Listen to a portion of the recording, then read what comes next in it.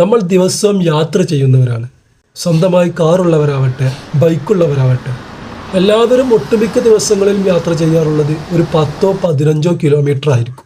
15 kilometre യാത്ര ചെയ്യുന്നൊരു വ്യക്തി 60 സ്പീഡിൽ മുഴുവനുമായും ഓടുന്നു, മറ്റൊരു വ്യക്തി 80 സ്പീഡിൽ മുഴുവനുമായിട്ട് ഓടുകയാണെങ്കിൽ ആകെ അവിടെ ലഭിക്കുന്നത് വെറും 3 മിനിറ്റ് മാത്രമാണ് ലാഭമായി പറയാനുള്ളത്. ഈ ഒരു 3 മിനിറ്റിന് വേണ്ടിയിട്ടാണ് പലരും ജീവിതം വരെ കളയുന്നത്. ദൂരം, വേഗത ഇത് വെച്ചിട്ടാണോ നമ്മൾ സമയം കണക്കാക്കുക?